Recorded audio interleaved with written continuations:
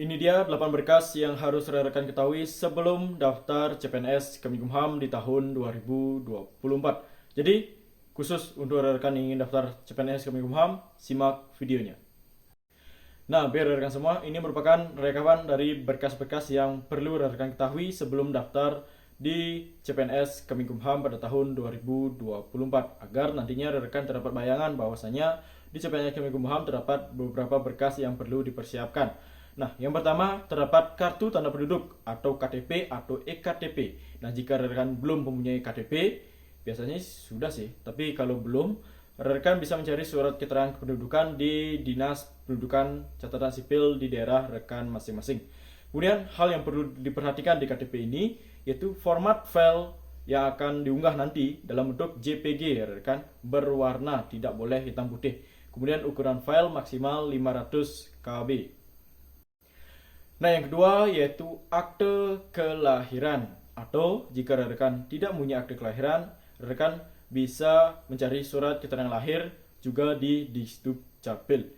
Kemudian hal yang perlu diperhatikan yaitu format file yang akan diunggah dalam bentuk PDF scan berwarna, jangan scan hitam putih, harus berwarna. Kemudian ukuran file maksimal 1 MB atau 1000 KB. Dan ukurannya jika rekan menggunakan 500 KB bisa, yang penting tidak melebihi 1000 KB. Kemudian yang ketiga yaitu surat lamaran SLTA jika rekan daftar di formasi SLTA, dan surat lamaran non SLTA jika rekan daftar di formasi non SLTA. Nah, sebenarnya di surat lamaran ini banyak pertanyaan. Nah, salah satunya adalah, nah, surat ini kapan bisa dibuat, Bang? Nah, untuk surat lamaran ini dibuat pada saat telah diumumkan pengumuman, baik itu jumlah formasi, kemudian kapan dilaksanakan rekrutmen atau administrasi CPNS Kemenkumham, seperti itu. Artinya, jika telah ada informasi, baru rekan bisa membuatnya. Nah, untuk surat lamaran ini tidak boleh membuat sembarangan karena telah ada format dari Kementerian Hukum dan HAM. Nah, nanti untuk formatnya, rekan bisa download di website csn.kemenkumham.go.id. Bukan CPNS ya rekan, tapi csn.kemenkumham.go.id karena di file ini belum saya update. Kemudian untuk unggahannya sama, format file PDF scan berwarna, tidak boleh hitam putih, ukuran maksimal 500 KB, seperti itu. Nah, kemudian yang keempat, surat pernyataan 13 poin. Nah, ini 2021 masih 13 poin, tapi 2023 12 poin. Sebenarnya sama sih. Nah, untuk persyaratannya sama di surat lamaran, yaitu dibuat jika sudah ada pengumuman resmi dari Kementerian Hukum dan HAM. Kemudian formatnya tidak boleh bebas karena telah ada format dari Kementerian Hukum dan HAM. Sama seperti surat lamaran, rekan bisa mendownload surat pernyataan 13 atau 12 poin ini di website csn.kemenkumham.go.id. Nanti terdapat satu draft di sana, ada surat lamaran sama surat pernyataan 13 poin. Nanti rekan bisa download dalam bentuk Word, kemudian edit di di laptop ataupun di HP rekan masing-masing gitu. Tapi ada yang bertanya, Bang, apakah boleh tulis tangan? Tapi kalau saran saya sih, kalau bisa ketik. Ya, takutnya kan nanti ada kesalahan, nanti rekan tidak perlu mengeprint ulang kembali. Kemudian scan PDF berwarna, tidak boleh hitam putih, ukuran maksimal 1000 KB maksimal untuk surat pernyataan. Nah, kemudian selanjutnya surat keterangan berbadan sehat. Nah, benar kan? Banyak pertanyaan juga di pembuatan surat keterangan berbadan sehat. Nah, seperti pelaksanaan rekrutmen sebelumnya, untuk pembuatan surat keterangan berbadan sehat sebaiknya dibuat pada saat telah diumumkan ya rekan, seperti di surat lamaran sama surat pernyataan. Takutnya terdapat perubahan skema persyaratan administrasi. Tapi jika kita mengacu di 2023, itu maksimal masa berlaku surat keterangan berbadan sehat 3 bulan sampai batas akhir pelaksanaan seleksi administrasi. Tapi kalau bisa rekan membuat pada saat telah diumumkan agar aman. Kemudian format file dalam bentuk JPG berwarna, ini JPG ya rekan. dan maksimal 700 KB. Nah, perlu rekan perhatikan untuk surat keterangan berbadan sehat khusus untuk formasi SLTA, rekan harus mencantumkan keterangan tinggi badan. Nah, tinggi badan karena kan di formasi SLTA untuk pria itu minimal 165 cm, kemudian wanita itu minimal 160 cm. Jadi persyaratan di surat keterangan berbadan sehat harus terdapat tinggi badan. Itu saja yang paling utama. Tapi kalau di rumah sakit rekan terdapat golongan darah itu tidak apa-apa, yang penting isi tinggi badan. Kemudian yang menandatangani surat keterangan berbadan sehat biasanya harus dokter pemerintah yang telah memiliki NIP, seperti itu.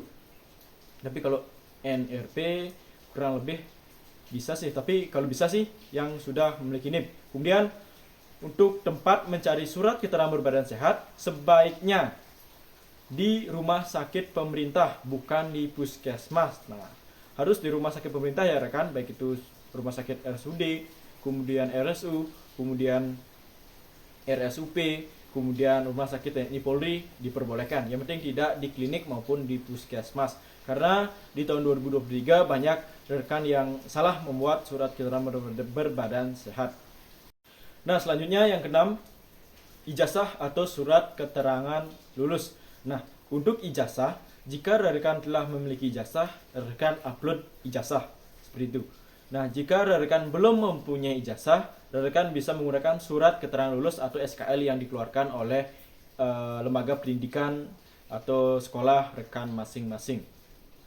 Nah, ada beberapa pertanyaan, Bang, kan SKL-nya tidak diperbolehkan seperti 2023. Nah, karena 2023 pembukaannya bulan Juli atau Agustus kemarin, makanya diharuskan ijazah. Tapi karena sekarang bulan Mei dan kebanyakan ijazah pasti belum keluar, kemungkinan seperti 2021 itu diperbolehkan SKL. Tapi tetap menunggu informasi selanjutnya rekan, apakah itu diperbolehkan ijazah. Ijazah pasti diperbolehkan, tapi SKL itu belum bisa dikatakan diperbolehkan seperti itu. Tapi kalau belum dikeluarkan ijazah biasanya diperbolehkan. Kemudian format file PDF scan berwarna, ukuran file maksimal 1 MB atau 1000 KB. Kemudian yang ketujuh yaitu transkrip nilai atau SKL atau SKUN atau nilai belakang ijazah. Nah, untuk transkrip nilai ini banyak juga yang bingung apakah kita upload ijazah 2 kali atau gimana gitu. Kalau rekan mengupload ijazah, rekan bisa mengupload untuk transkrip nilai belakang ijazahnya saja. Berarti di ijazah yang bagian depan untuk file ijazah, tapi untuk transkrip nilai rekan bisa upload di bagian belakangnya saja, seperti itu. Tapi kalau rekan belum mempunyai ijazah, rekan bisa menggunakan SKL. Tapi jika rekan-rekan mempunyai SKUN khusus lulusan 2019 ke bawah, 2018, 2017 seperti itu, bisa menggunakan SKHUN. Kemudian yang terakhir yaitu pas foto 4x6 latar belakang merah. Nah, untuk pas foto ini sebenarnya rekan pasti sudah tidak awam. Biasanya kalau bisa rekan menggunakan pakaian kemeja putih disarankan, karena ini disarankan ya rekan, biar bisa mengikuti, biar kompak semuanya seperti itu. Kemudian format file JPG berwarna, ukuran file maksimal 300 KB.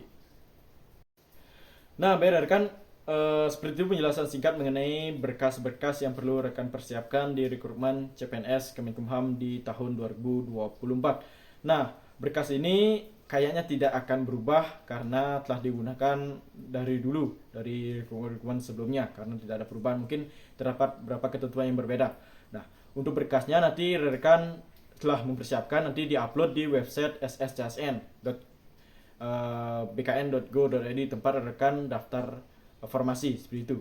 Nah, jadi cukup sekian penjelasan hari ini, semoga bisa membantu dan mohon maaf karena sudah kepanjangan, tapi karena kita saling belajar, saling sharing agar rekan tidak banyak kebingungan. Jadi cukup sekian penjelasan hari ini, semoga bisa membantu dan akhir kata saya tutup dengan semangat berjuang CSN.